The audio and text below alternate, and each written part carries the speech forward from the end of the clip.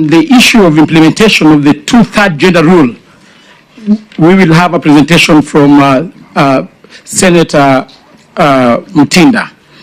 I will lead you on the establishment and entrenchment of state office, and that's how we make... SG, I propose you just go straight to it, so that you don't buy time making that. Okay. Just let those who are supposed to do whatever speak. Okay, well-guided chair. So we will start by having a presentation by Honorable Sige on that specific thematic area. Thank you. Thank you, SG.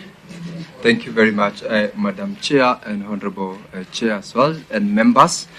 The first point which we will make is with regards to the establishment of the IEBC, that is the Commission, and our view is with regards to the selection panel.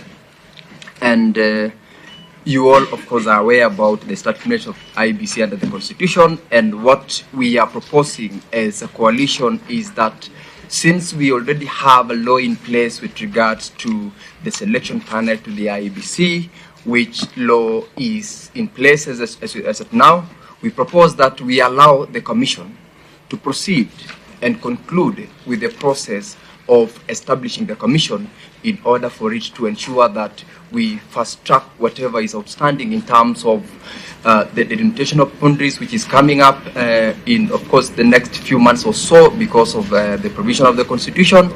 And two, the reason as to why we are saying so is because this particular panel comprise a representative team, because we have got representation from the Public Service Commission, we've got representation from the Parliamentary Service Commission, which is, or rather was, a product of a decision by the court, where the court did indeed pronounce itself as to the need to have a wider representation of the members. We have representation of from the religious groups as well as also from the political parties. And therefore, the Kenya Kwanza Coalition's position and recommendation to this committee is that this particular selection panel should proceed from where it has reached in terms of setting up the commission for purposes of making sure that it does the mandate provided for in law.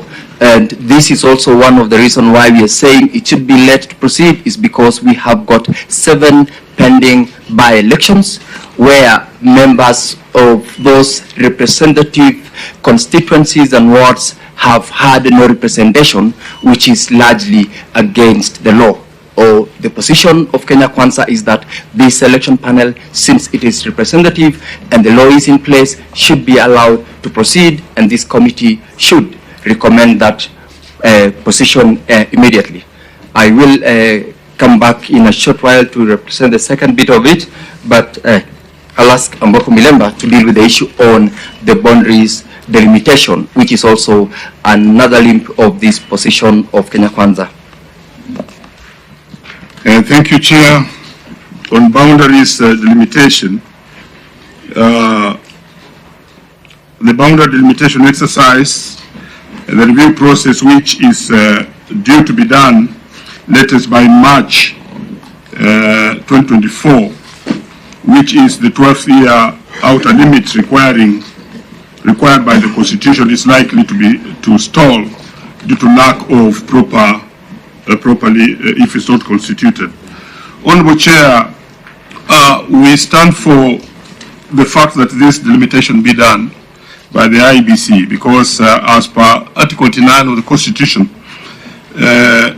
this boundary delimitation should be done after every between 8 to 12 years. And as we stand now, we are doing the last year, which is the 12th year, and therefore we strongly propose that this should be done so that we avoid a constitutional crisis.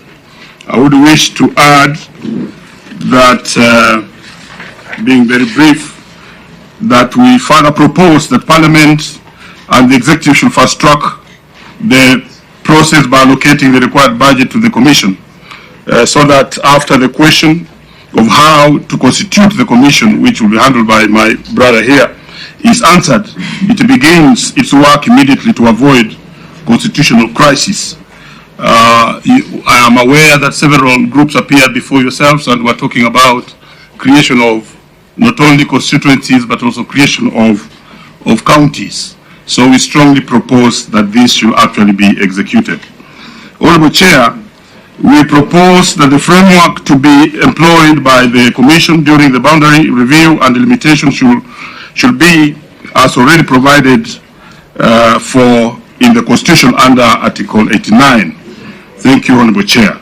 Allow me to move directly to the next issue. And the next issue is to do with the outstanding constitutional matters. I would want to begin by sharing with the many Kenyans who have suffered in many ways courtesy of the cost of living, and really stand with them having been bred from a village point of a background. Honorable Chair, we understand the cost of living as an economic concept that refers to the general price level for goods and services that the average consumer will purchase for their activities of daily living. And we appreciate that these prices indeed are high, but we also appreciate that you know very well, Honorable Chair, that as a result of the international happenings that are not limited to the global inflation, to the high cost of living worldwide, the Ukraine war, and even the COVID pandemic, and further coupled with the local challenges that are not limited but include the prolonged drought we had in the last year, which was very, very prolonged.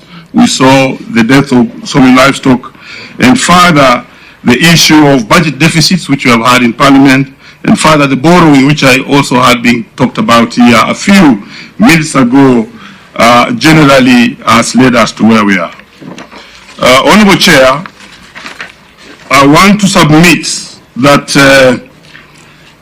we as Kenya Kwanza will look at this from a constitutional point of view, which is actually Article 43, and it clearly indicates that it is actually a right, that every person has a right, to the highest sustainable health, includes the right to health care services, etc., etc.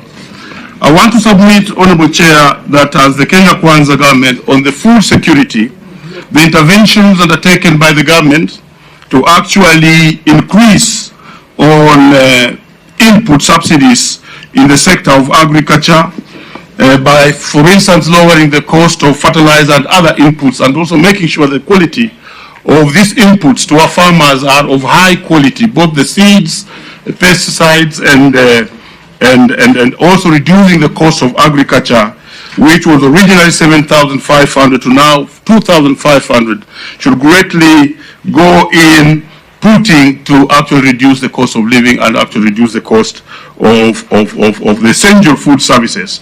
And I'm happy yesterday when I was watching the TV now, I see the farmers complaining about stores and not lack of the maize itself. And they're actually saying that we need to move in as government quickly to actually provide stores for these foodstuffs and actually avoid post-harvest wastage. On the issue of housing, Honorable Chair, I want to undertake that as Kenya Kwanza, we have boldly moved to deal with the issue of housing, and that's why we had the acrimonious finance bill, as you all know, which dealt with the housing situation.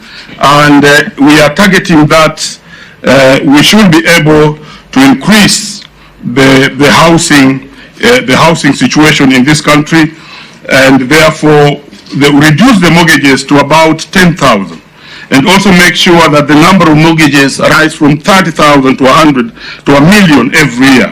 And by doing this, we hope that the issue of housing is going to be taken care of. Let me also move to the issue of health, Honorable Chair, that Kenya Kwanza is a government in place has moved to make certain laws which will actually make sure that we are able to provide the universal health care. 2 weeks ago,